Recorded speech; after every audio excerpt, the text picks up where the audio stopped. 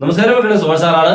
നമ്മുടെ +2 say improvement regular, അതുപോലെ +1 improvement, ഇതിന്റെയൊക്കെ വാല്യുവേഷൻ നാളെ തുടങ്ങി വെക്കുക എന്ന് പറഞ്ഞാൽ ഓരോ കുട്ടിയുടെയും വിധി പറയാനുള്ള ദിവസമായി നടത്താം.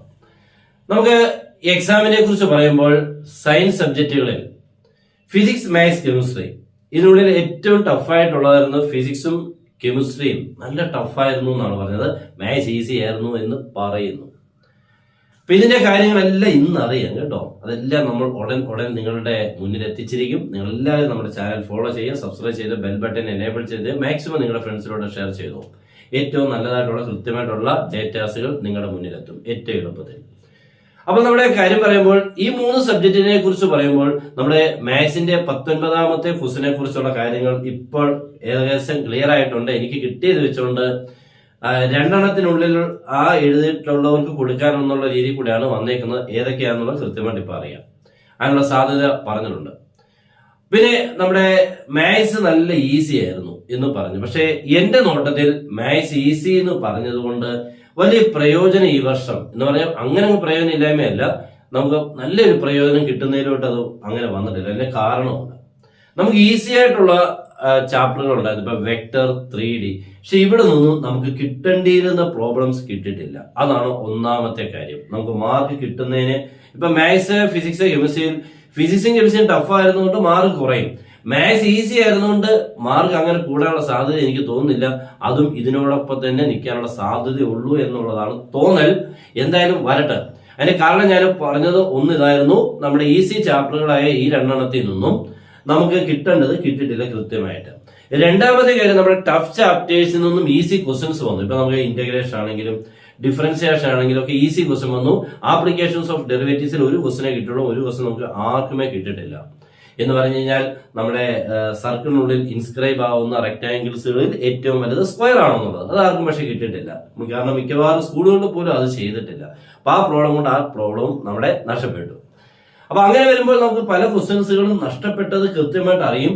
ഈസി ആയിട്ടുള്ളതിന്റെ ഒരു പ്രോബ്ലം അത് ടഫ് ചാപ്റ്ററിൽ ഈസി ആയിരുന്നു. ഇപ്പൊ ഇന്റഗ്രേഷൻ ഈസി ആയിരുന്നു, എല്ലാ ക്വസ്റ്റ്യൻസുകളും ടെക്സ്റ്റ് ബുക്കിൽ നിന്നും ഒക്കെ ആയിരുന്നു. പക്ഷെ അതൊന്നും അത്രത്തോളം നന്നായിട്ട് പഠിച്ചുകൊണ്ടല്ല കുട്ടികൾ പോയിരിക്കുന്നത്. അതുകൊണ്ട് തന്നെ ആ ചാപ്റ്റർ ഈസി ചോദിച്ചെങ്കിലും മാർക്ക് കിട്ടാനുള്ള സാധ്യത ഇത്തിരി കുറയുന്നുണ്ട്.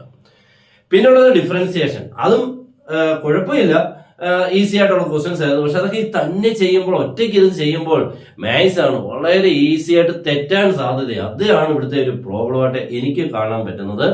അതുകൊണ്ട് തന്നെ നമ്മൾ മറ്റുള്ള 2 ചാപ്റ്റർ 2 ടെക്സ്റ്റ് നമ്മുടെ എക്സാംസും ഫിസിക്സും കെമിസ്ട്രിയും ടഫ് ആയിരുന്നെങ്കിലും ആ മാർക്കോളം തന്നെയൊക്കെ ഈസി ആയിട്ടുള്ള മാത്സിനും കിട്ടാനുള്ള സാധ്യത ഉള്ളൂ എന്നാണ് തോന്നുന്നത്.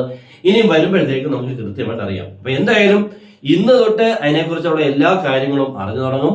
നാളെ വാല്യുവേഷൻ ക്യാമ്പിൽ എല്ലാ ടീച്ചേഴ്സും എത്തിപ്പെടും.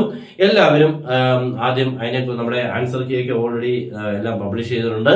അതിനനുസരിച്ച് ആ കീ പോയിന്റ്സ് വെച്ചുകൊണ്ട് എല്ലാ കാര്യങ്ങളും 1 by 1 ആയിട്ട് നോക്കി മാർക്കൊക്കെ ഇട്ട് നിങ്ങളുടെ ക്വസ്റ്റ്യൻസ് പേപ്പറിൽ എന്തെങ്കിലും പ്രോബ്ലംസുകൾ, പ്രശ്നമുള്ള ക്വസ്റ്റ്യൻസുകൾ, ഇപ്പൊ ടഫ് ക്വസ്റ്റ്യൻ ആർക്കും ഇപ്പൊ ഫിസിക്സിനുള്ള ടഫ് ക്വസ്റ്റ്യൻ ഉണ്ട്, ഒരു എൻട്രൻസ് ലെവൽ പക്കയാണെങ്കിൽ അതിനനുസരിച്ചുള്ള ലീനിയന്റ് ആയിട്ടുള്ള എന്തെങ്കിലും അവിടെ ഒരു ഉറപ്പായിട്ടും അതിനുള്ള സംഭവം തന്നിരിക്കുക. അല്ലാതെ അവനെ അങ്ങ് അവഗണിച്ച് എഴുതിയവർക്ക് മാത്രമേ കൊടുക്കാൻ പാടുള്ളൂ എന്നുള്ളതിന്റെ അതൊന്നും മാറി എന്തെങ്കിലും ഒരു കൺസിഡറേഷൻ ആ ക്വസ്റ്റ്യൻസ് ഒക്കെ ഉണ്ടാവും. അപ്പൊ എന്തായാലും നിങ്ങൾക്ക് പേടിക്കേണ്ട. ഒരുവിധം പഠിച്ചുകൊണ്ട് പോയ കുട്ടികൾക്കെല്ലാം അവർ അറ്റൻഡ് ചെയ്യുന്നതിന്റെ രീതിക്ക് അനുസരിച്ച് മാർക്ക് കൂടുതൽ കിട്ടാൻ സാധ്യതയുണ്ട്. അതൊന്നും പേടിക്കണ്ട കേട്ടോ. അല്ലാതെ നിങ്ങൾ ഭയപ്പെടുന്ന പോലൊന്നും മാർക്കൊന്നും കുറയത്തില്ല. അങ്ങനെ പറഞ്ഞു കഴിഞ്ഞാൽ പിന്നെ ഒത്തിരി കുട്ടികൾ തോക്കാനുള്ള സാധ്യതയുള്ളൂ. അപ്പൊ ഒരിക്കലും അങ്ങനെയൊന്നും ഉണ്ടാവത്തില്ല. നിങ്ങൾക്ക് കിട്ടേണ്ട ഒരു നല്ല മാർക്ക് കിട്ടും. പിന്നെ ഉള്ള പ്രശ്നം എന്ന് പറഞ്ഞു കഴിഞ്ഞാൽ മാർക്ക് കൂടുതൽ കിട്ടുന്നതിന്റെ അകത്തുനിന്നുള്ള ആൾക്കാരുടെ എണ്ണം കുറയും. നല്ലപോലെ ഒത്തിരി മാർക്ക് കിട്ടാനുള്ള സാധ്യത കുറയുന്നുണ്ട്. പക്ഷെ എന്ന് പറഞ്ഞുകൊണ്ട് അങ്ങ് ഒട്ടുമേ മാർക്ക് കിട്ടാതിരിക്കത്തൊന്നുമില്ല. ടോപ്പ് ലെവലിലോട്ട് എത്തുന്നവരുടെ എണ്ണം കുറയാനുള്ള സാധ്യത ഈ ടഫ് ആയതുകൊണ്ട് പേരിൽ ഉണ്ടാവാം. അത്രയേ ഉള്ളൂ. അപ്പൊ എല്ലാ കാര്യങ്ങളും ഇന്നറിയാം. ഉടൻ തന്നെ നാളെ തൊട്ടോ മറ്റന്നാൾ തൊട്ടോ നമ്മുടെ കാര്യങ്ങളെല്ലാം നമ്മുടെ ചാനലിൽ കൂടെ വരും. എല്ലാവരും ഫോളോ ചെയ്യുക മാക്സിമം. ഓക്കെ, അപ്പൊ എല്ലാവരും കൂടെ പ്രാർത്ഥിച്ചു തുടങ്ങിക്കോ. നല്ല കട്ടയ്ക്ക് നിന്ന് പ്രാർത്ഥിക്കുക, മാക്സിമം മാർക്ക് സ്കോർ ചെയ്യുക, അടുത്ത എക്സാമിന് പോവുക. ഓക്കെ, നെക്സ്റ്റ് എൻട്രൻസ് ഒക്കെ ഉണ്ട്, പല കാര്യങ്ങളുണ്ട്. നിങ്ങളെ തേടി നിൽക്കുകയാണ്. നിങ്ങൾ കാത്തിരിക്കണം. ഓരോ കാര്യങ്ങളും നിങ്ങൾ അത്യാവശ്യമായിട്ട് എല്ലാ കാര്യങ്ങളും അറിഞ്ഞ് മീൻസ് നിങ്ങളൊരു കോളേജിൽ പോകുമ്പോൾ ഏത് കോളേജ് ഇപ്പൊ നമ്മുടെ കാര്യങ്ങളെല്ലാം ഇങ്ങനെ വരും. നമ്മുടെ കീം എൻട്രൻസിന് വേണ്ട എല്ലാ കാര്യങ്ങളും ഏത് കോളേജ് എങ്ങനെയുള്ള എല്ലാ കാര്യങ്ങളും നമ്മുടെ ഈ ചാനലിൽ കൂടെ നിങ്ങൾക്ക് കൃത്യമായിട്ട് കിട്ടും. എല്ലാവരും കാത്തിരുന്ന് കാണുക.